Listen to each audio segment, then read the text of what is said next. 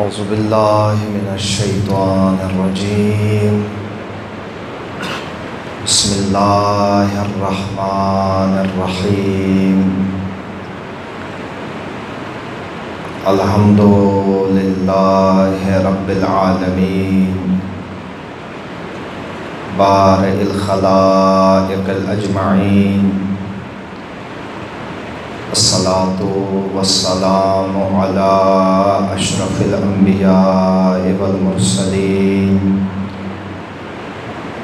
وحبیبہ وصفیہ وحافظ سرہ ومبلغ الرسالہ سیدنا ونبینا ومولانا ابی القاسم محمد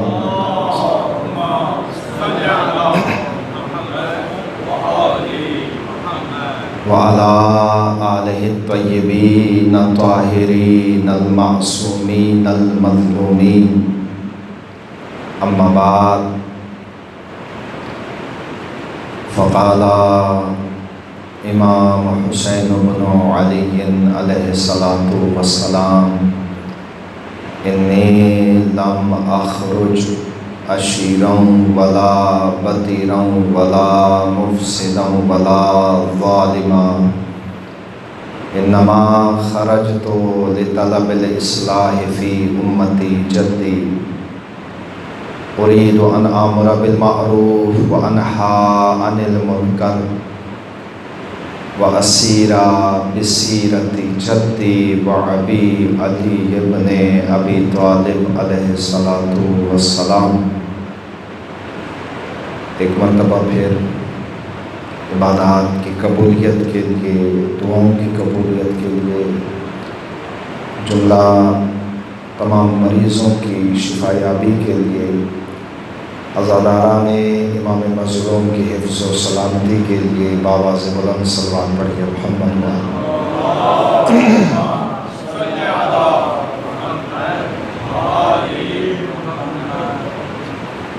آپ مومنین کی خدمت میں سید الشہداء علیہ الصلاۃ والسلام کے وصیت نامے کا ایک حصہ پیش کرنے کا شرف حاصل ہوا، جس وصیت نامے میں امام حسین علیہ الصلاۃ والسلام نے اپنے قیام کا مقصد ذکر فرمایا۔ میں یہ قیام کیوں کر رہا ہوں، مقصد کیا ہے، ہدف کیا ہے، چاہتا کیا ہوں۔ یہ امام علیہ الصلاۃ والسلام نے اپنے خطبات کے اندر، فرمودات کے اندر، خطوط کے اندر جا بجا بیان کیا، آگاہ کیا۔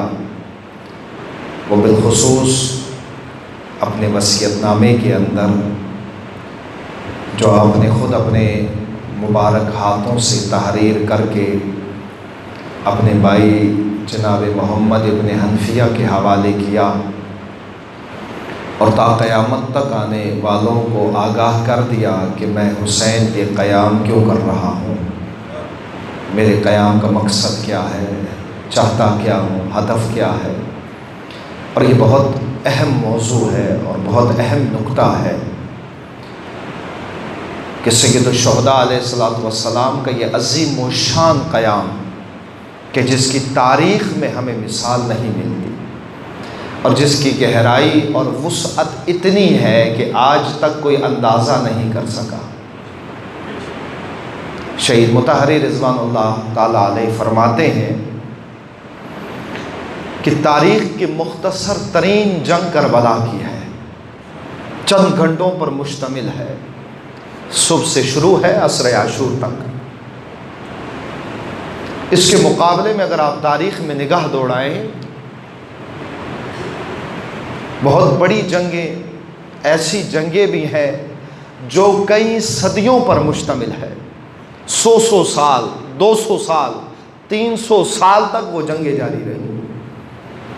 لیکن آج اگر کوئی ان جنگوں کے بارے میں، ان مارکوں کے بارے میں کچھ کہنا چاہے، بولنا چاہے، لکھنا چاہے، تو چند گھنٹوں کے اندر ان جنگوں کی تاریخ، ان کے اغراض و مقاصد اور ان کے اہداف کو بیان کر سکتا ہے۔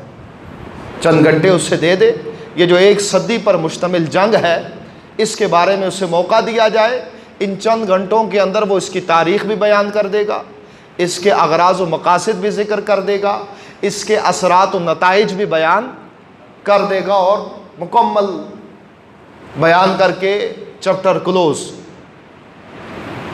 لیکن فرماتے ہیں کہ اگر ہم کربلا کی طرف آئیں جو مختصر ترین جنگ ہے، ایک مختصر ترین معرکہ ہے، لیکن ان 1400 سالوں میں لکھنے والے کربلا کے بارے میں، سید الشہداء کے قیام کے بارے میں لکھ کے تھک گئے، پڑھنے والے پڑھ کے تھک گئے، بولنے والے بول کے تھک گئے، لیکن اس کی گہرائی اور وسعت کا اندازہ آج تک نہیں ہو سکا۔ ایک بحر بے کنارہ، اتنی گہرائی اور اتنی وسعت ہے، اس لیے بہت اہم ہے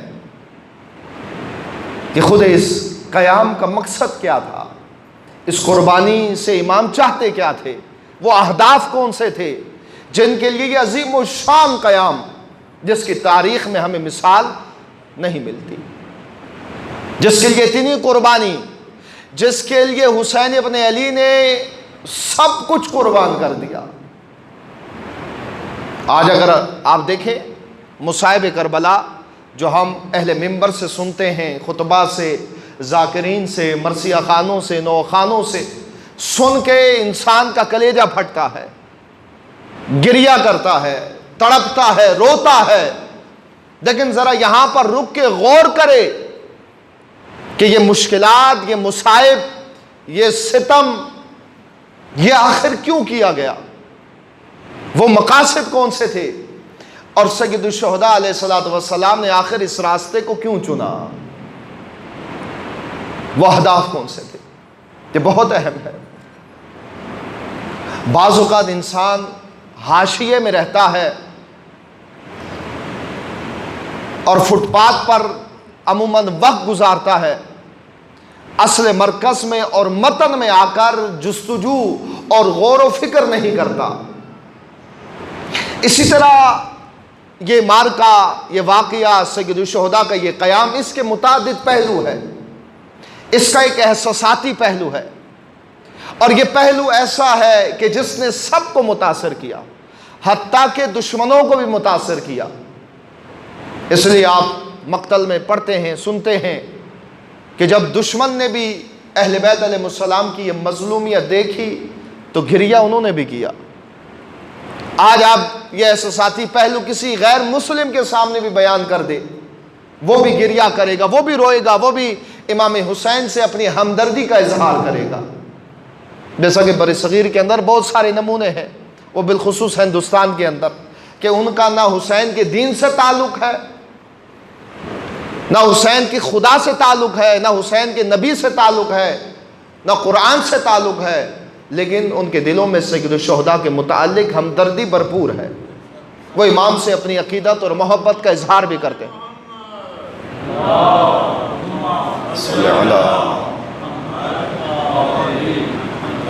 کیونکہ اس کا احساساتی پہلو ایسا ہے کہ اگر انسان کے اندر ضمیر ہو، انسانیت کی تھوڑی سی بھی رمق اس میں اگر باقی ہے تو وہ کربلا سے متاثر ہوئے بغیر نہیں رہ سکتا۔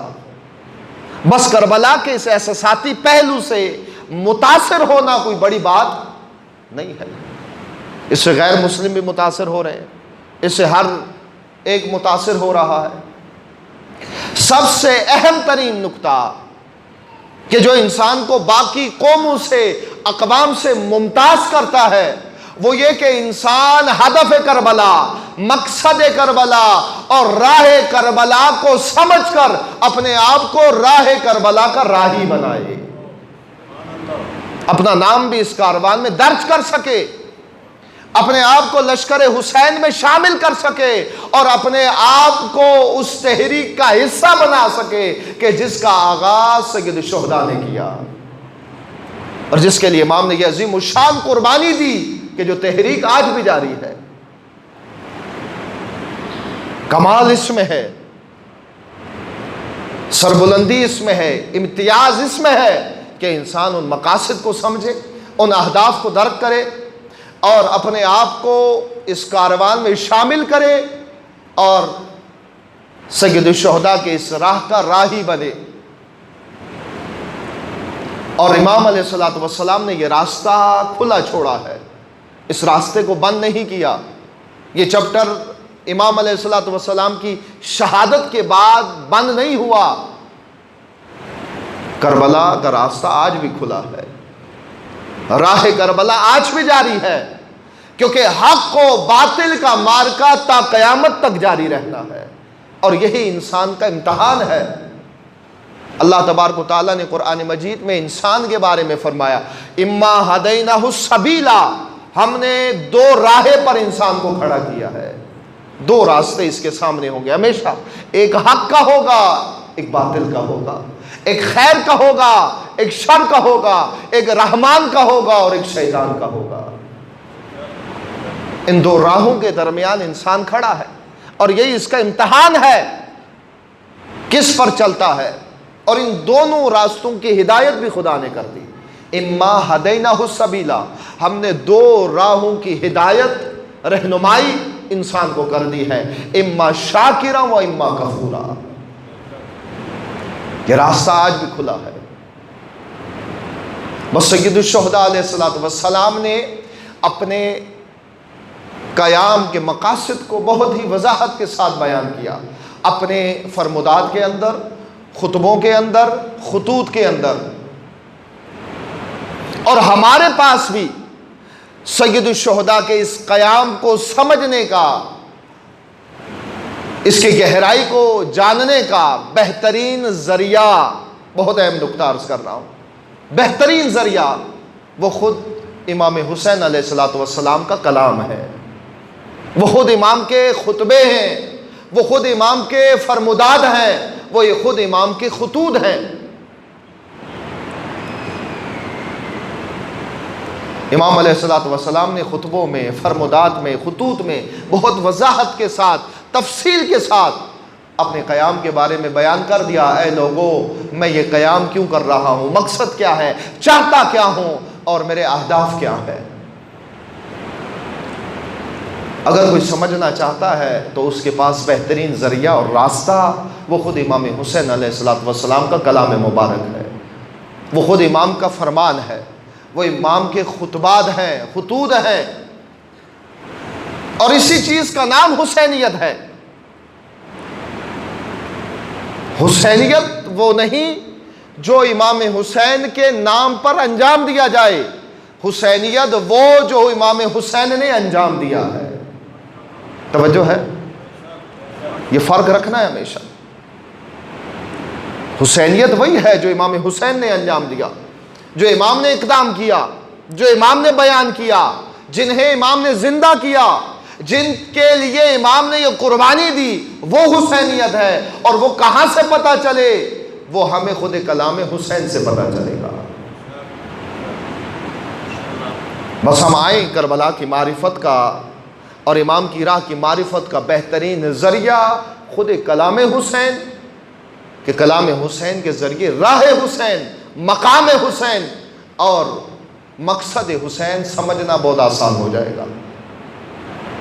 ان مجالس کا بنیادی ترین ہدف یہی ہے، یہاں پر لوگوں کو بلا کے چند احساساتی باتیں کر کے اور چند تذکرے سنا کر صرف ثواب پہنچانا مقصد نہیں ہے۔ یہاں پر بلانے کا مقصد، ان مجالس کی برپائی کا مقصد، یہاں پر آنے والوں کے سامنے کلام حسین بیان کرو۔ اس کلام کے اندر حسین نے اپنے مقاصد کو بیان کیا ہے۔ وہ مقصد یہ ہے کہ ایک ایسی قوم کو تیار کرے، ایک ایسے لشکر کو تیار کیا جائے کہ جو زمان حسین، وقت کے حسین کے لیے اپنے آپ کو تیار کر سکے، جو آج کے حسین کے۔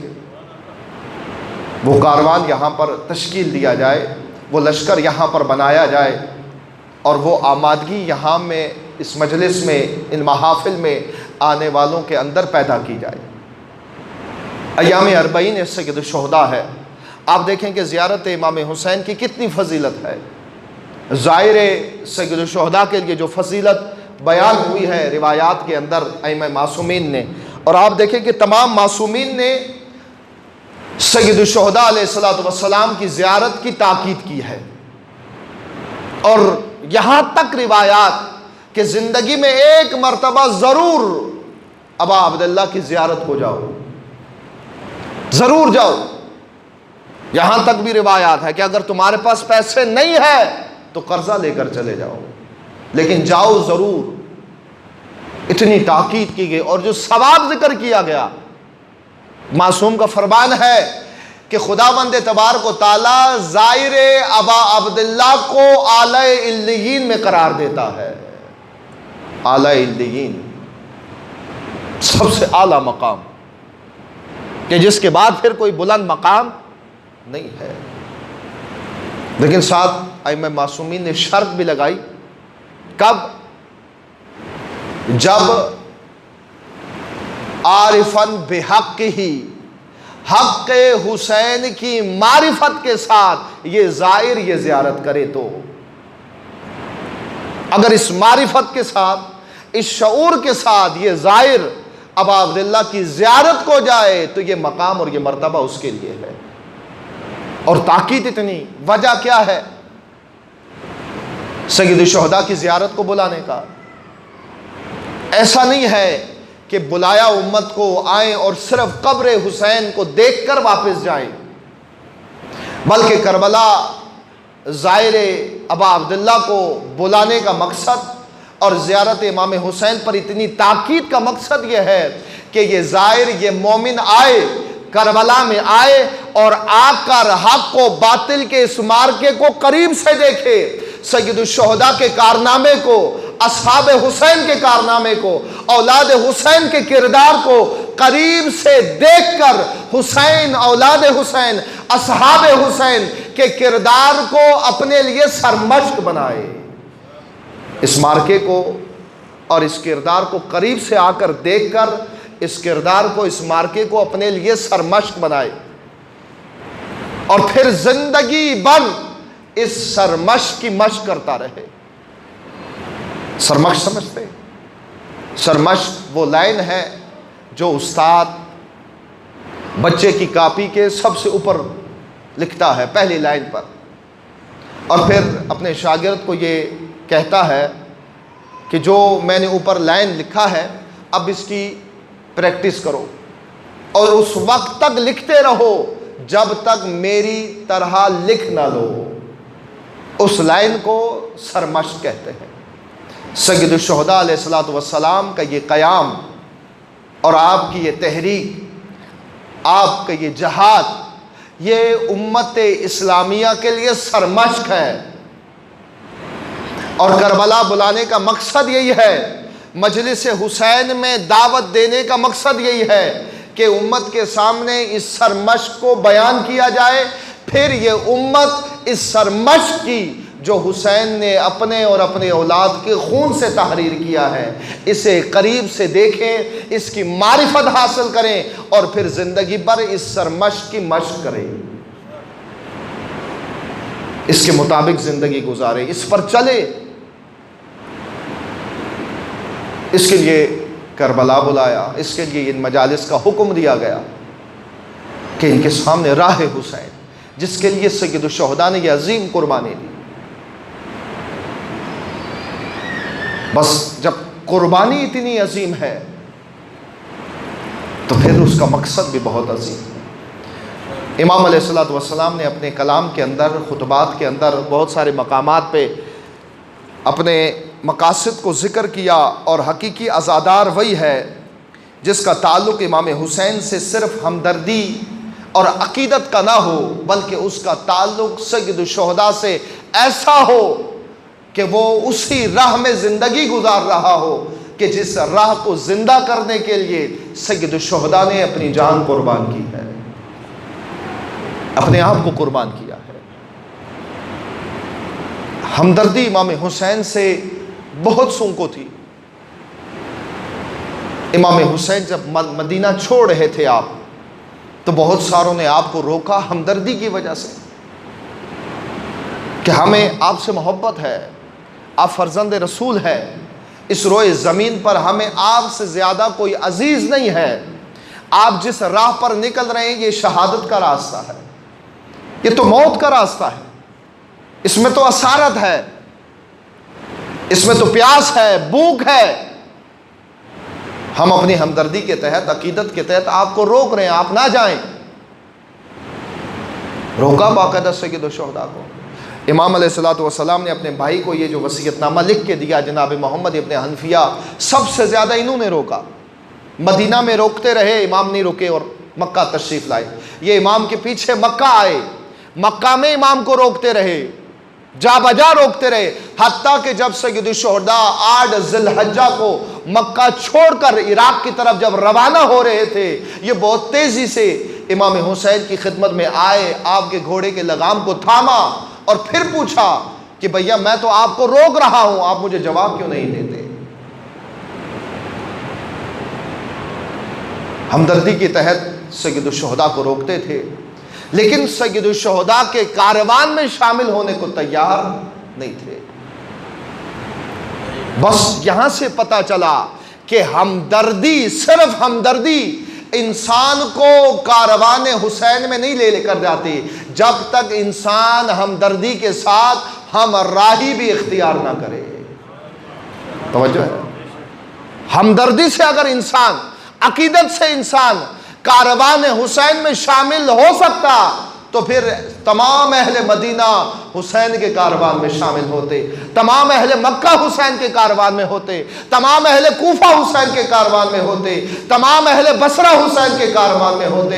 لیکن ہمدردی انسان سے صرف محبت کا اظہار تو کروا سکتی ہے، لیکن جب تک انسان ہمراہی حسین کے ساتھ اختیار نہ کرے وہ کربلا میں امام حسین کے ساتھ پہنچ نہیں سکتا۔ ہمراہی بہت ضروری ہے۔ بہت سارے نمونے، امام نے بصرہ والوں کو خط لکھا، آپ نے کوفیوں کو خط لکھا، وہ سب امام سے ہمدردی رکھتے تھے، امام سے عقیدت چاہتے تھے، امام کو محبت تھی انہیں امام سے، عقیدت تھی انہیں امام سے، لیکن امام حسین کے کاروان میں شامل بھی نہیں ہوتے تھے۔ یہ عوام اور خواص دونوں بہت بڑے بڑے شخصیات ہیں۔ عبداللہ ابن عباس ایک بہت بڑے نام، اہل سنت کے ہاں بھی بہت معتبر ہے، اہل تشیع کے ہاں بھی، انہیں بڑی عقیدت تھی امام حسین سے، لیکن یہ خود شریک نہ ہو سکے کربلا میں۔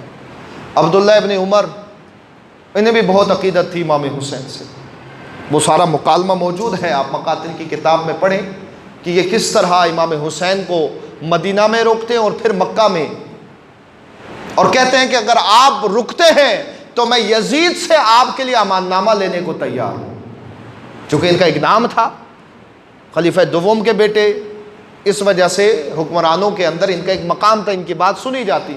پھر خود ایک بے ضرر مخلوق تھے، نہ کسی کی حمایت میں بولتے تھے نہ کسی کی مخالفت میں، جو انسان نہ کسی کا حامی ہو نہ کسی کا مخالف، اس کی بات سارے سنتے ہیں، اس کا احترام سارے کرتے ہیں، لیکن جو ایک نظریہ رکھتا ہو، اس نظریے پر پابند بھی ہو، اس کا پرچار کرتا ہو، حق کو حق کہتا ہو، باطل کو باطل کہتا ہو، اس کے پھر دشمن بھی ہوتے ہیں بڑے سخت، اور اس کے دوست بھی بڑے سخت ہوتے ہیں۔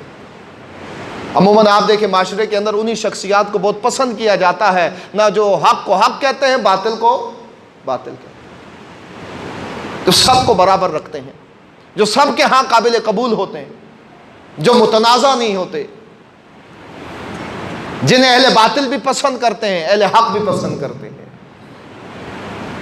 اس طرح کی شخصیت، انہوں نے کہا میں امان نامہ لیتا ہوں آپ کے لیے، آپ کی جان بخشی جائے گی، کوئی نہیں چھیڑے گا آپ کو۔ اور روئے امام حسین کی بارگاہ میں، ابھی حسین شہید نہیں ہوئے، ابھی وہ ظلم و ستم نہیں ہوا، ابھی وہ جسم کے ٹکڑے نہیں ہوئے، اور امام حسین پر، امام حسین کی موجودگی میں امام کے سامنے امام پر آنسو بہائے گئے، گریہ کیا گیا، روئے، شدید گریہ کیا۔ یہ خود جناب محمد ابن حنفیہ جب یہ وصیت نامہ لکھنے سے پہلے امام نے انہیں ان سے ایک مکالمہ ہے امام کو جسے میں پیش نہیں کروں گا چونکہ وصیت نامہ آپ کی خدمت میں پیش کرنا ہے. جب امام نے اپنے ارادے کا اظہار کیا کہ میں ہرگز اپنے قیام سے پیچھے نہیں ہٹوں گا، اپنی راہ کو جاری رکھوں گا، چاہے میرا ساتھ کوئی دے یا نہ دے. یہ جملے امام حسین کے، یا اخی لو لم یکن فی الدنیا ملجا ولا ماوا لما بایعت یزید ابن معاویہ.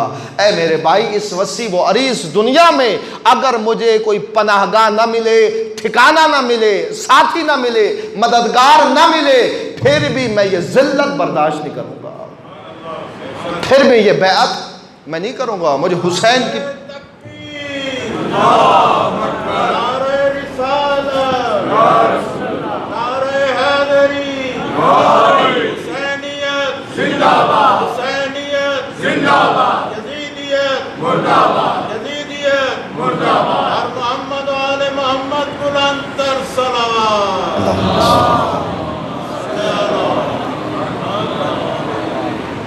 حسینیت کے مکتب میں، حسینی مکتب میں یزیدیت کے سائے میں سانس لینا بھی ذلت ہے، زندہ رہنا ذلت ہے. مکتب حسین میں یزیدیت کے مقابلے میں، یزیدی نظام کے مقابلے میں خاموشی نہیں قیام کیا جاتا. امام نے فرمایا یہ ذلت ہے. بے شک مددگار نہ ہو میرا، کوئی ساتھی نہ ہو، مجھے ٹھکانہ نہ دے، پناہ گاہ نہ دے، کوئی حامی نہ ہو، میں پھر بھی یہ ذلت برداشت نہیں کروں گا، میں پھر بھی یہ بیعت نہیں کروں گا. مکتب حسین میں حق کے قیام کے لیے ساتھی نہیں دیکھے جاتے. مکتب حسینیت میں حق کے قیام کے لیے مددگار نہیں دیکھے جاتے کہ کتنے میرے ساتھ ہیں، کتنے حامی ہیں، کتنے مددگار ہیں، جیب میں کتنے پیسے ہیں، تعلقات کن کن سے ہے. بلکہ مکتب حسینیت میں صرف یہ دیکھا جاتا ہے کہ آیا تم حق پر ہو یا نہیں. جب تم حق پر ہو پھر پرواہ نہیں کرنا کہ موت تم پہ آ پڑے یا تم موت پہ جا پڑو. یہ اصول ہے مکتب حسینیت کے. لیکن آپ دیکھیں کون سے اصول پڑھائے جاتے ہیں. جب کہیں حق کے لیے بولنا ہو، باطل کے مقابلے میں قیام کرنا ہو، تو پہلا سبق یہ پڑھایا جاتا ہے کہ دیکھو تمہارے ساتھ لوگ کتنے ہیں، دیکھو جیب میں کتنے پیسے ہیں، دیکھو حامی کتنے ہیں، دیکھو مددگار کتنے ہیں، دیکھو تمہارے پیچھے کتنے لوگ کھڑے ہیں. لیکن مکتب حسینیت میں یہ سب چیزیں کل عدم ہے اور باطل ہے، اور صرف یہ دیکھا جاتا ہے کہ تم حق پر ہو یا نہیں. اگر تم حق پر ہو تو قرآن کا واضح حکم ہے کہ وَأَعِظُكُمْ بِوَاحِدًا أَن تَقُومُوا لِلَّهِ مُثْنًى وَفُرَادًا، کہ تم اللہ کے لیے قیام کرو، چاہے ایک ہو تب بھی، چاہے دو ہو تب بھی. پھر پرواہ نہیں کرو 2 ہے، 3 ہے، 4 ہے، بلکہ اللہ کا حکم ایک ہو تب بھی اٹھو، اور اگر 2 ہو تب بھی اٹھو. امام حسین اس آیہ مجیدہ کی عملی تفسیر ہے. اس مکالمے کے بعد جو تفصیلی مکالمہ ہے، میں نے صرف اس کا ایک حصہ آپ کی خدمت میں پیش. اس مکالمے کے بعد تاریخ کے مطابق کم از کم کافی دیر تک، 1 گھنٹے تک یہ گریہ کرتے امام حسین کی بارگاہ میں، روتے رہے. بس ہمدردی سے ایک قدم آگے ہم اٹھائے. الحمدللہ مومنین نے، نام حسین لینے والوں نے عقیدت کا حق ادا کر دیا ہے، ہمدردی کا حق ادا کر دیا ہے. لیکن یہاں پر ابھی رکنا نہیں. اگلے مرحلے میں، وہ مرحلہ ہمدردی کے بعد، عقیدت کے بعد ہمراہی، ہمدرد نہیں، ہمراہ. امام حسین کو یہ آپ یقین جانیے، تاریخ پڑھیں، مقاتل کی کتابیں اٹھا لیں، جن جن سے امام نے مکالمہ کیا وہ مکالمے پڑھیں. امام حسین کی بارگاہ میں ہمدردوں کی کمی نہیں تھی، ہمراہوں کی کمی تھی. ہمدرد بہت تھے امام کے ساتھ، ہمراہ بہت کم تھے کہ جو امام کے ساتھ امام کی راہ پر چلے. اور امام حسین کا سب سے بڑا درد یہی رہا کہ یہ ہمدردی تو کرتے ہیں، یہ عقیدت کا اظہار تو کرتے ہیں، لیکن یہ ہمراہی اختیار نہیں کرتے میرے ساتھ. اور آپ دیکھیں اس پوری امت میں صرف 72 تیار ہوئے، 72 لاکھ حسین کے ساتھ ہمدردی کے لیے تیار ہے اور صرف 72 ہمراہی کے لیے تیار ہے۔ یہ نمونے ہیں تاریخ کے، یہ عبرتیں ہیں کربلا کی، کہ ہمدرد رہے، ہمراہ نہیں بنے۔ ہمراہی انسان سید الشہداء کا ہمراہ تبھی بنتا ہے جب راہ حسین کی معرفت حاصل کرے۔ میں نے 40 کے متعلق عرض کیا نا کہ زیارت کے متعلق کتنی تاکید ہے زائر امام بننے کی۔ امام حسین کا زائر کتنا عظیم ثواب رکھتا ہے۔ میں ایک روایت پیش کرتا ہوں۔ حضرت امام موسیٰ کاظم علیہ السلام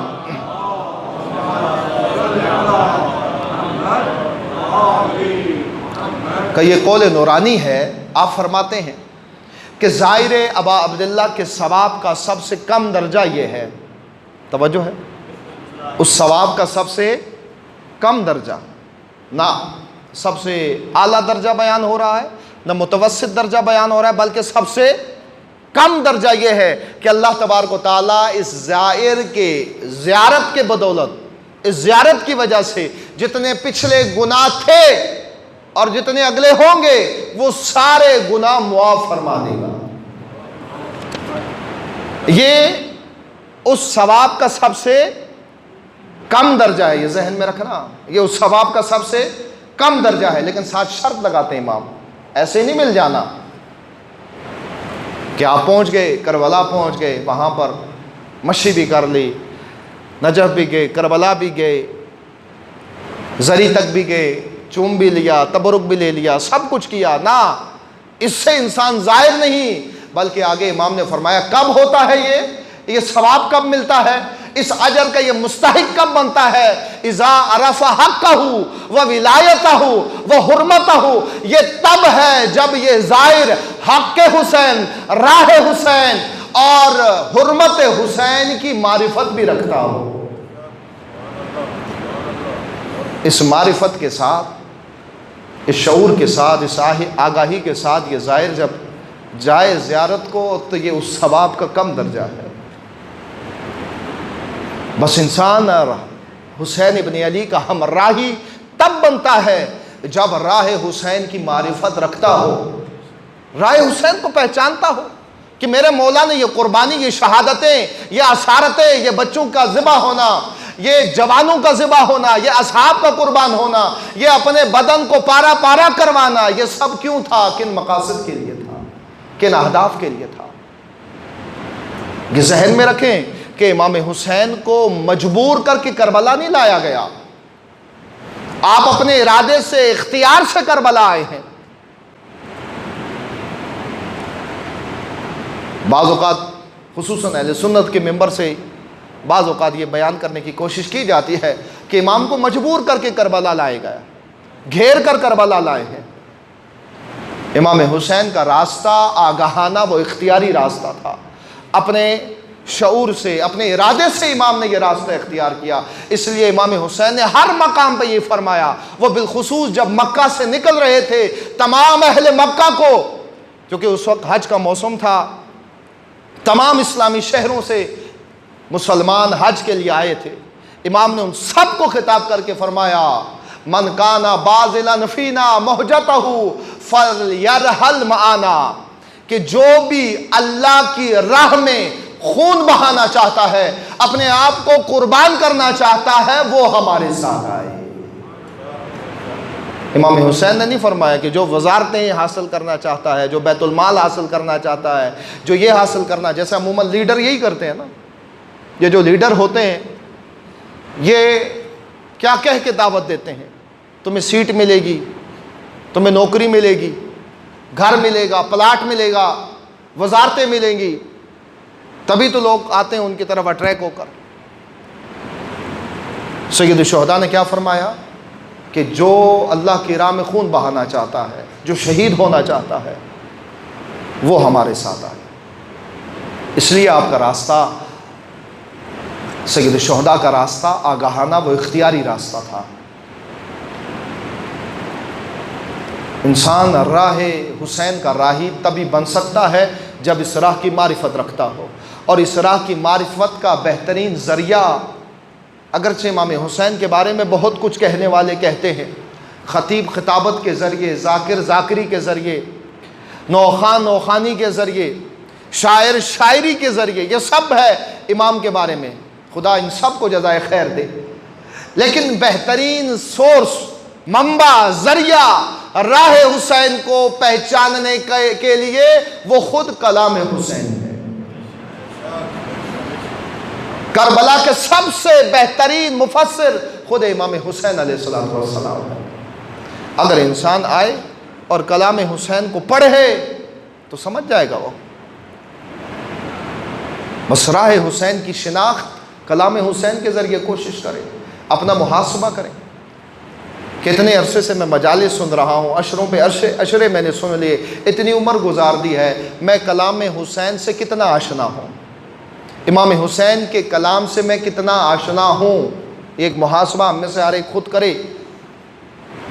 جب سے امام سے بیعت مانگی گئی، 26 رجب کے دن گزار کے 27 رجب کی رات کو امام سے بیعت طلب کی گئی حاکم مدینہ نے دربار کے اندر، تب سے لے کر وقت شہادت تک ان چند مہینوں میں امام نے بہت کچھ فرمایا، بہت سارے خطبے، خطوط، مکالمے۔ ایک عزادار اپنا محاسبہ کرے کہ میرا دعویٰ عشق حسین کا ہے، عزادار حسین کا ہے، محبت حسین کا ہے، تو میں امام حسین کے کلام سے کتنا کلام جانتا ہوں، کتنوں کی معرفت مجھے ہے، کتنوں کو میں نے پڑھا ہے، کتنوں سے میں آشنا ہوں۔ مجھ سے فلاں حکمرانوں کے بیانات سن لے، میں ایک ایک کا بیان کر دیتا ہوں۔ اپوزیشن نے کیا کہا، حکومت نے کیا کہا، فلاں پارٹی کے لیڈر نے کیا کہا، فلاں ملک نے کیا کہا، اس نے کیا کہا، ہر ایک کے بیانات میں سنا سکتا ہوں، بتا سکتا ہوں۔ لیکن اللہ نے جس ہستی کا عشق میرے دل میں ڈالا ہے، الحمدللہ، اس ہستی کے کلام سے میں کتنا آشنا ہوں۔ بس راہ حسین کی معرفت کلام حسین کے ذریعے۔ سید الشہداء نے بہت کچھ فرمایا، ان میں سے ایک وصیت نامہ ہے جو آپ مدینہ سے نکلتے ہوئے اپنے مبارک ہاتھوں سے تحریر کر کے اپنے بھائی جناب محمد ابن حنفیہ کے حوالے کیا، اور تا قیامت تک آنے والوں کو بتا دیا میں حسین کیوں قیام کر رہا ہوں۔ یہ وصیت نامہ ہمیں معلوم ہو، ہم نے پڑھا ہو۔ وصیت نامہ بہت اہم ہوتا ہے نا، کسی بھی انسان کا وصیت نامہ۔ آپ کے ہاں بھی کوئی بزرگ ہو اور ان کا انتقال قریب ہو، یا اس دنیا سے وہ رحلت کر گئے ہوں، تو پہلی نگاہ اور پہلی توجہ ہماری اسی پر جاتی ہے کہ انہوں نے کیا وصیت کی تھی۔ اور جب کوئی آئے ہمارے سامنے ان کا وصیت نامہ لے کر کے، یہ آپ کے بزرگ کا وصیت نامہ ہے جو میں پڑھنے جا رہا ہوں، ہم کس توجہ کے ساتھ وہ وصیت نامہ سنتے ہیں۔ اب سید الشہداء کا وصیت نامہ ہے، اپنے مبارک ہاتھوں سے تحریر کر کے یہ حوالے کر کے آپ مدینہ چھوڑ دیں۔ کیا فرمایا؟ درود پڑھیے محمد و آل محمد۔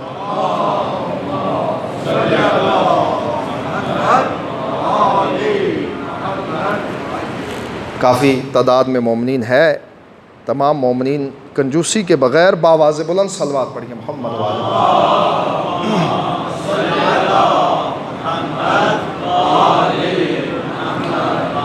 سید الشہداء نے یہ وصیت نامہ تحریر کیا، فرمایا بسم اللہ الرحمن الرحیم، ھذا ما اوصى به الحسین ابن علی الی اخی محمد ابن الحنفیہ۔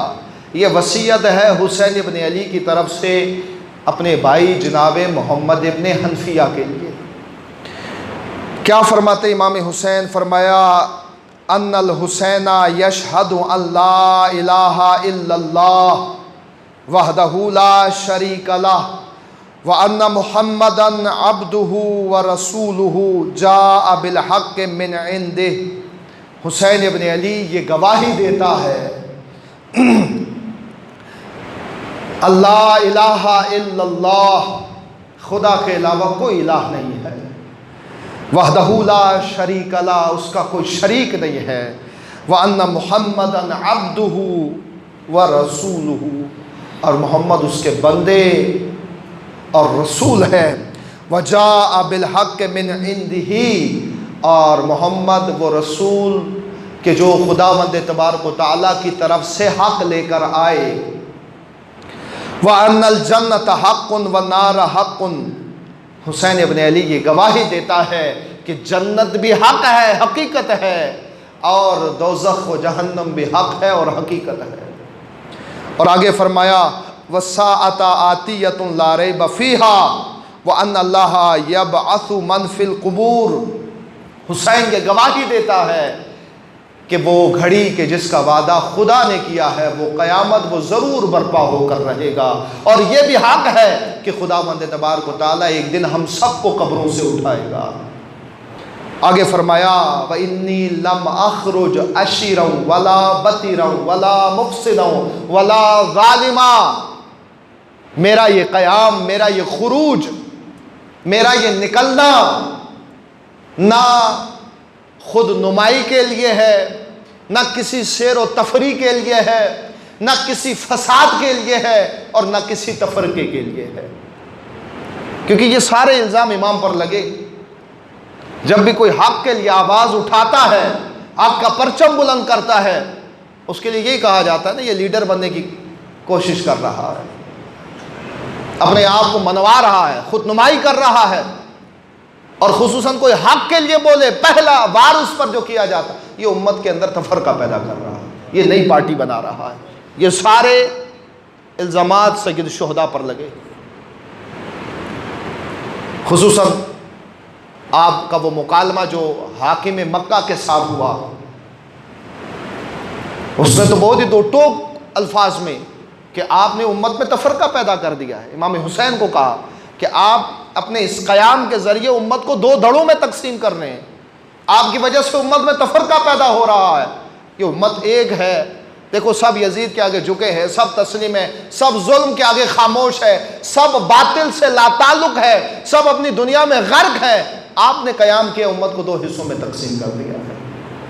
امام یہ فرما رہے ہیں کہ میں خود پسندی کے لیے، سیر و تفریح کے لیے، ظلم و فساد کے لیے، کسی تفرقے کے لیے نہیں نکل رہا ہوں، میرا یہ مقصد نہیں ہے۔ کیا فرمایا، کیا مقصد ہے؟ بہت اہم جملہ فرمایا امام علیہ الصلوۃ والسلام نے کہ انما خرجت لطلب الاصلاح فی امتی جدی، میرے اس خروج کا مقصد، اس قیام کا مقصد اپنے جد، اپنے نانا کی امت کی اصلاح ہے۔ اگر انسان کی ٹکڑا یہ جملہ سمجھ جائے، اس کی گہرائی میں اتر جائے، اسے سمجھ میں آ جائے گا کہ سید الشہداء نے یہ قیام کیوں کیا تھا اور اس قیام کا مقصد کیا تھا۔ انما خرجت لطلب الاصلاح فی امتی جدی، میں اپنے جد، اپنے نانا کی امت کی اصلاح کے لیے قیام کر رہا ہوں، میرا یہ قیام امت کی اصلاح کے لیے ہے۔ عموماً کربلا کے سارے واقعے کو ہم صرف یزید پر ڈال دیتے ہیں۔ امام حسین اپنے کلام کے اندر فرما رہے ہیں کہ میرا قیام تو امت کی اصلاح کے لیے ہے، ہمیں صرف یزید کا فساد نظر آتا ہے، اور امام حسین کو جہاں یزید کا فساد نظر آ رہا ہے وہاں پر آپ کو امت کا بھی فساد نظر آ رہا ہے۔ یہی فرق ہے امام حسین کے بیعت نہ کرنے میں اور دیگر لوگوں کے بیعت نہ کرنے میں۔ یہ بات آپ کے ذہن نشین رہے کہ 60-61 ہجری میں کچھ اور شخصیات بھی تھے کہ جنہوں نے یزید کی بیعت نہیں کی، جنہوں یزید کے حامی نہیں تھے، لیکن انہوں نے یزید کے خلاف قیام بھی نہیں کیا۔ ان کے بیعت نہ کرنے اور حسین کے بیعت نہ کرنے میں فرق معلوم ہو ایک عزادار کو، وہ فرق یہی ہے کہ انہیں صرف یزید کا فساد نظر آ رہا تھا، اور حسین ابن علی کو یزید کے فساد کے ساتھ امت کا فساد بھی نظر آ رہا تھا۔ یہ بہت اہم ہے۔ یزید کا فساد سب کو نظر آ رہا تھا، کیوں؟ کیونکہ یزید معلن بالفسق تھا، کھلے عام کرتا تھا گناہ، چھپا کے بھی نہیں کرتا تھا۔ اس کے جتنے بھی گناہ تھے، کارنامے تھے، وہ سب اوپن، سب کے لیے واضح، لیکن امت کا فساد نہیں لوگوں کو نظر آ رہا تھا۔ اور امام حسین علیہ السلام یہی فرما رہے ہیں، میں امت کی اصلاح کے لیے جا رہا ہوں، کیونکہ جہاں پر یزید اور حکمران فاسد ہے وہیں پر امت بھی فاسد ہے، اور امت کے دامن کو بھی فساد لگا ہوا ہے۔ امت کے فساد کی سب سے بڑی دلیل یہ ہے کہ امت کے ہوتے ہوئے یزید جیسا انسان منبر رسول پر بیٹھا ہے، یزید جیسا انسان حاکم بن گیا ہے، یزید جیسا انسان حکمران بن گیا ہے، اور امت خاموش ہے۔ یہی تو امت کے فساد کی دلیل ہے، باطل کے مقابلے میں خاموش رہنا، باطل کے خلاف قیام نہ کرنا، ظالم کو دیکھ کر آنکھیں بند کر لینا، ظلم کو دیکھ کر سر جھکا لینا، یہ امت کا سب سے بڑا فساد ہے۔ اور امام حسین کا قیام امت کے اسی فساد کو ختم کرنے کے لیے تھا۔ اس لیے آپ اپنے کاروان میں آپ ذرا دیکھیں نا، بچے کیوں لے کر جا رہے ہیں؟ اگر آپ کی جنگ صرف حکمرانوں سے ہوتی تو حکمرانوں سے لڑنے کے لیے بچے لے کر نہیں آئے جاتے۔ مستورات کو کیوں لے کر آ رہے ہیں؟ بوڑھوں کو کیوں لے کر آ رہے ہیں؟ آپ نے لشکر ایک ایسا تشکیل دیا کہ جس لشکر کے ذریعے دو محاذ کا مقابلہ کرنا ہے، ایک یزیدیت کا اور ایک امت کے فساد کا۔ اور یزیدیت کا برسر اقتدار آنا، اس کی بنیادی ترین علت امت کا فساد ہے، کیونکہ اگر امت فاسد نہ ہوتی، اگر امت میں خرابی نہ ہوتی تو پھر یزیدیت کبھی بھی برسر اقتدار نہ آتی۔ یہ ہمیشہ قانون ذہن میں رکھے۔ امت کا فساد یزید جیسوں کو دعوت دیتا ہے کہ وہ آئے اور امت پر حاکم بن بیٹھے۔ یہ جتنی خرابیاں ہیں یہ امت کے فساد کی وجہ سے ہے۔ اور امام حسین اپنے وصیت نامے میں یہی فرما رہے ہیں، انما خرجت لطلب الاصلاح فی امتی جدی، میں اپنے جد اپنے نانا کی امت کی اصلاح کے لیے جا رہا ہوں۔ خرابی ان میں ہے، فساد ان میں ہے۔ اور آگے فرمایا، اريد ان امر بالمعروف وانہا عن المنکر واسیر بسیرت جدی وابی علی بن ابی طالب۔ اس اصلاح کے لیے جو طریقہ میرے پاس ہے، جو راستہ میں نے چنا ہے، وہ طریقہ اور راستہ امر بالمعروف و نہی عن المنکر کا ہے۔ اور یہ وہ راستہ ہے جس پر میرے جد نانا رسول اللہ بھی چلتے ہوئے امت کی اصلاح فرماتے رہے، اور میرے بابا علی بھی اسی راہ پر چلتے ہوئے امت کی اصلاح کرتے رہے، اور میں بھی اسی راہ پر چل کر امر بالمعروف و نہی عن المنکر کے ذریعے امت کے فساد کو ختم کروں گا۔ سید الشہداء کا راستہ امر بالمعروف و نہی عن المنکر کا ہے، جو سب سے سخت ترین راستہ ہے۔ اور پیغمبر اسلام کا فرمان ہے کہ اگر امر بالمعروف و نہی عن المنکر میری امت کے اندر زندہ ہو جائے تو تمام برائیاں ختم ہو جائیں گی، اور اگر امر بالمعروف و نہی عن المنکر میری امت میں قائم نہ ہو، زندہ نہ ہو، تو ہر برائی اس امت کے دامنگیر ہو جائے گی۔ ہر برائی، امر بالمعروف و نہی عن المنکر، معروف کا حکم کرنا، زندہ کرنا، اسے برپا کرنا، اور منکر سے روکنا، منکر کے مقابلے میں قیام کرنا۔ یہ حسین ابن علی کا راستہ ہے۔ حسین ابن علی کا راستہ یہ نہیں ہے کہ لا تعلق ہو کر بیٹھو، خاموش رہو، اپنے کام سے کام رکھو، تمہیں پرواہ نہیں ہونی چاہیے کہ ظالم کیا کر رہا ہے اور مظلوم کے ساتھ کیا ہو رہا ہے، تمہیں پرواہ نہیں کرنی چاہیے کہ دین کے ساتھ کیا کیا جا رہا ہے اور دینداروں کے ساتھ کیا کیا جا رہا ہے۔ یہ مکتب حسین نہیں ہے۔ مکتب حسین کا پہلا اصول امر بالمعروف و نہی عن المنکر ہے، جو آج نہیں ہے۔ آج اگر کوئی معروف کے لیے قیام کرے، آپ دیکھیں اس کے ساتھ کیا کیا جاتا ہے۔ اگر کوئی منکر کے خلاف آواز اٹھائے، بدعت کے خلاف، نئے خرافات کے خلاف، کسی برائی کے خلاف، کسی بے حیائی کے خلاف، کسی فساد کے خلاف آج کوئی آواز اٹھائے، اس کے ساتھ کیا کیا جاتا ہے؟ آج خاموش ہے۔ عزاداری سید الشہداء کا مقصد یہی ہے کہ امت کے اندر امر بالمعروف و نہی عن المنکر کو زندہ کیا جائے، اس عزاداری کے ذریعے امت کے فساد کو ختم کیا جائے۔ کیوں؟ کیونکہ عزاداری تحریک کربلا کے تسلسل کا نام ہے۔ آپ نے فرمایا میں امر بالمعروف و نہی عن المنکر کے ذریعے۔ اب آپ دیکھیں ہم امر بالمعروف و نہی عن المنکر کے لیے کتنی تگ و دو کرتے ہیں، امر بالمعروف و نہی عن المنکر سے کتنا آشنا ہے۔ آیا ہم معروفات کو جانتے ہیں اور منکرات سے آشنا ہے تاکہ معروف کو قائم کرے اور منکر کو دور کرے؟ ایک اور اس سے پہلے سید الشہداء قبر رسول پر جاتے ہیں اور وہاں جا کر آپ قبر رسول پر جا کر رسول خدا کے روضہ مبارک پہ جا کے خدا کی بارگاہ میں یہ عرض کرتے ہیں، اے پروردگارہ تو گواہ رہنا کہ حسین ابن علی امر بالمعروف اور نہی عن المنکر کو پسند کرتا ہے۔ حسین ابن علی امر بالمعروف اور نہی عن المنکر کو پسند کرتا ہے، اور امام نے اپنے قیام کا مقصد امر بالمعروف اور نہی عن المنکر کو ہی قرار دیا ہے۔ اس کے بعد سید الشہداء علیہ الصلوۃ والسلام فرماتے ہیں، آگے آپ نے فرمایا فمن قبلنی، بہت اہم نقطہ ہے آج کے لیے بھی، سید الشہداء کا وصیت نامہ ہے۔ آخر میں یہ اپنا مقصد بیان کرنے کے بعد امام نے پھر بیان کر دیا، اب تمہارا اختیار ہے، تم کیا کرتے ہو۔ فمن قبلنی بقبول الحق فاللہ اولا بالحق، کہ جس نے میرے اس راہ کو قبول کیا، میری آواز پر لبیک کہا، تو ایسا ہی ہے جیسے اس نے حق کو قبول کیا ہے۔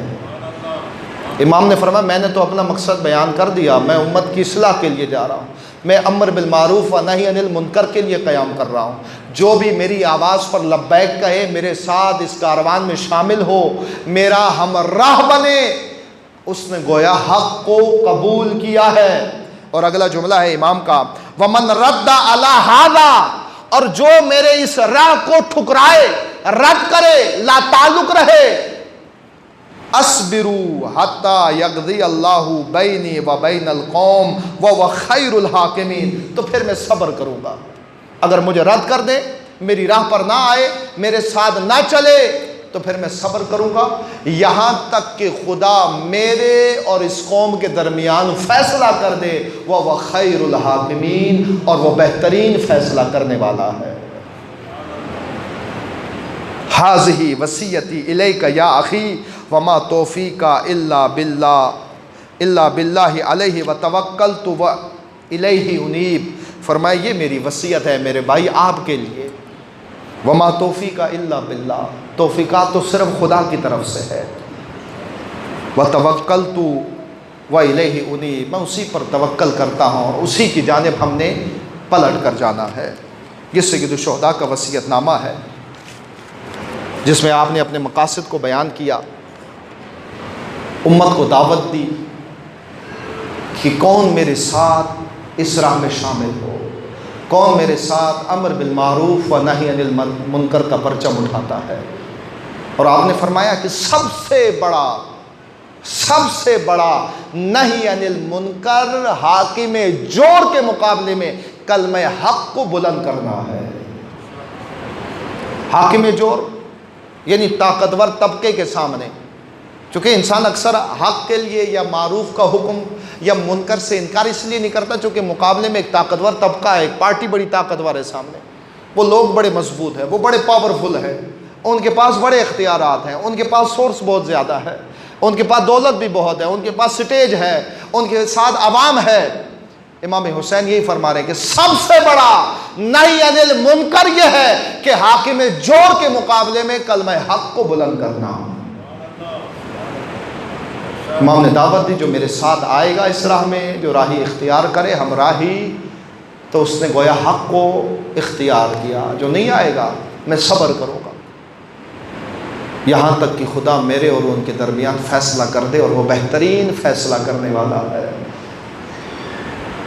مومنین کرام، امت کا سب سے بڑا فساد یہی تھا کہ امت نے امر بالمعروف و نہی عن المنکر کو چھوڑ کے لا تعلقی کا راستہ اختیار کیا۔ خاموشی، لا تعلق طبقہ بہت منفور طبقہ ہے، جنہیں نہ معروف کا پتہ ہے نہ منکر کا پتہ ہے، جو نہ معروف کے لیے قیام کرتے ہیں نہ منکر کے خلاف قیام کرتے ہیں۔ اس لیے آپ زیارت ناموں میں پڑھتے ہیں کیا؟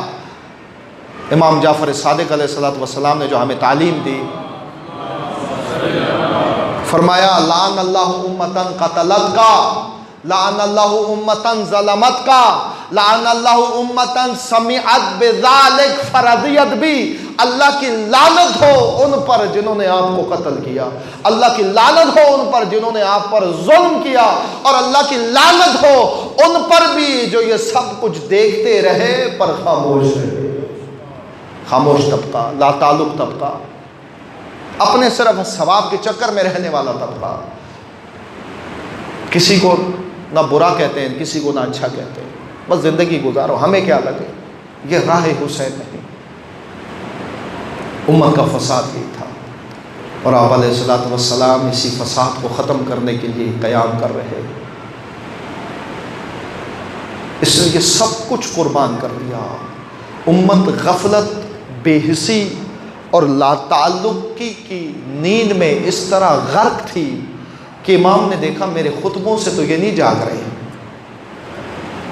سید الشہداء نے 4 مہینے 5 دن مکہ میں قیام کیا، مکہ میں موجود اہل مکہ کو اور دیگر شہروں سے آئے ہوئے حاجیوں کو بیدار کرنے کی کوشش کی، خطبے دیے، انہیں پیغمبر اسلام کے فرامین یاد دلائے، انہیں قرآن کی آیتیں پڑھ پڑھ کے سناتے رہے، لیکن امام نے دیکھا کہ میرے خطبوں سے یہ جاگ نہیں رہے۔ جب کوئی قوم ظاہری نیند سو جائے اسے پانی کے چھڑکوں سے جگایا جاتا ہے، اور جب کوئی قوم غفلت کی نیند سو جائے پھر وہ پانی کے چھڑکوں سے نہیں اٹھتی، ان کے اندر خطبوں سے بیداری نہیں آتی، پھر خون کے چھڑکوں سے اس امت کو جگایا جاتا ہے، بیدار کیا جاتا ہے۔ آپ اس لیے سب کچھ لے کر کربلا آئے، سب قربان کر دیا۔ امام زمانہ فرماتے ہیں جب میرے جد کے مسائل پڑھو، میرے جد کا وداع پڑھو۔ وہ وداع سید الشہداء کا اہل حرم سے اتنا سخت تھا کہ امام زمانہ جب بھی اس وداع کو یاد کرتے ہیں تڑپ کے رہتے ہیں۔ صلی اللہ علی الباقین الحسین، خدا درود بیچتا ہے حسین پر گریہ کرنے والوں، تکلف سے کام نہ لینا آزادارو۔ وہ وداع بہت سخت تھا، سید الشہداء کا وہ وداع اتنا سخت تھا کہ جب سب شہید ہو گئے حسین نے حتیٰ کہ اپنا ششماہ بھی قربان کر دیا۔ ایک مرتبہ گنج شہداء میں تشریف لاتے، اس خیمے میں تشریف لاتے ہیں جہاں شہداء کے لاشیں ہیں، ان لاشوں کو دیکھ کر وطر الموتور تن و تنہا حسین ہے، ایک مرتبہ ان لاشوں کی طرف دیکھ کر فرماتے ہیں یا فرسان الحجا، اے میرے شیرو کہاں سو گئے ہو، دیکھو آج تمہارا مولا وہ آقا تنہا رہ گیا، اے میرے حبیب، اے میرے زہیر، اے عباس، اے علی اکبر، اے میرے قاسم، دیکھو آج تمہارا مولا تنہا ہے۔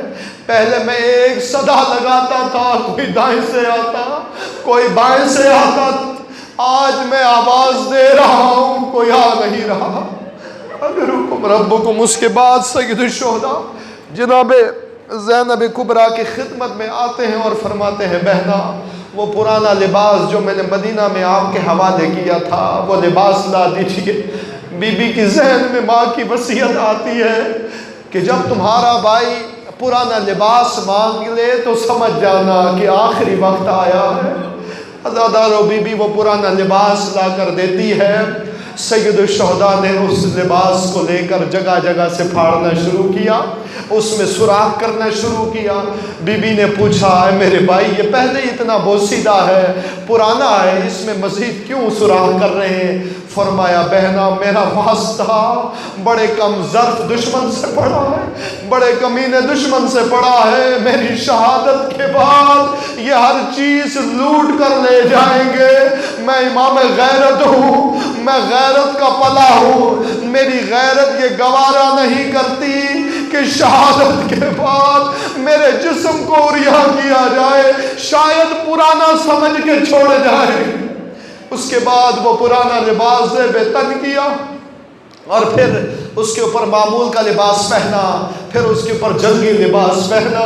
اب حسین ودا کر رہے ہیں، عزادارو اب حسین ودا کر رہے، جناب زینب کبریٰ نے بیویوں سے فرما دیا بیویوں آ جاؤ اب اپنے مولا کا آخری ودا کر لو، آخری زیارت کر لو۔ بیویاں آتی ہے، کوئی قدموں سے لپٹ جاتی ہے، کوئی حسین کے بازوؤں پہ بوسہ دے رہی ہے، کوئی حسین کے قدموں پہ بوسہ دے رہی ہے، کوئی بیوی ماتھے کو چوم رہی ہے، اور جناب زینب کبریٰ بار بار بڑھ کر سید الشہداء کے گلے مبارک پر بوسہ دے رہی ہے اور فرما رہی ہے اے میرے بھائی، یہ نانا رسول اللہ کی طرف سے، یہ ماں علی کی طرف سے، یہ ماں زہرا کی طرف سے، یہ بھیا حسن کی طرف۔ اس کے بعد سید الشہداء اپنے رہوار کی طرف آتے ہیں، گھوڑے کی طرف آتے ہیں۔ ایک مرتبہ جب سید الشہداء گھوڑے کی طرف آتے ہیں، دائیں بائیں دیکھتے ہیں اور سوچتے ہیں ایک وہ وقت تھا کہ جب میں اپنے رہوار پر سوار ہونا چاہتا، کوئی دائیں سے لگام تھامتا، کوئی بائیں سے لگام تھامتا، آج حسین تنہا سوار ہو رہے ہیں۔ اتنے میں زینب کبریٰ آتی ہے اور فرماتی ہے میرے بھائی آج میں اپنے بھائی کو سوار کروں گی۔ عزادارو سید الشہداء گھوڑے پر سوار ہوتے ہیں اور اس کے بعد گھوڑے کو مقتل کی جانب ایڑ دیتے ہیں، گھوڑے کو مقتل کی جانب ایڑ دیتے ہیں، لیکن ذوالجلال حرکت نہیں کرتا، گھوڑا قدم نہیں اٹھاتا۔ سید الشہداء نے کہا اے میرے گھوڑے، مجھے معلوم ہے تو بڑا خستہ ہے، تھکا ہوا ہے، صبح سے میرے ساتھ لاشیں اٹھا رہا ہے، تو بھی پیاسا ہے، بس اے آخری مرتبہ حسین کو مقتل پہنچا دے، پھر تجھے زحمت نہیں دوں گا۔ لیکن گھوڑا حرکت نہیں کرتا، بار بار سر زمین کے جانب جھکا رہا ہے۔ امام نے جب گھوڑے کے نگاہوں کا تعاقب کیا تو ایک قیامت کا منظر ہے۔ وہ منظر کیا ہے کہ ایک چھوٹی بچی ہے جو گھوڑے کے ٹانگوں سے لپٹی ہے اور فریاد کر رہی ہے اے میرے بابا کے گھوڑے، میرے بابا کو مقتل لے کر نہ جانا، میں صبح سے دیکھ رہی ہوں جو بھی گیا ہے واپس نہیں آیا، میرا بھائی اکبر گیا ہے واپس نہیں آیا، میرے چچا عباس گئے واپس نہیں آیا، اے میرے بابا کے گھوڑے، میرے بابا کو لے کر جانا ہے تو پہلے میرے بابا کو نہر فرات پر لے کر جانا، میرا بابا بڑا تشنا ہے، بڑا پیاسا ہے، پہلے میرے بابا کو پانی پلانا۔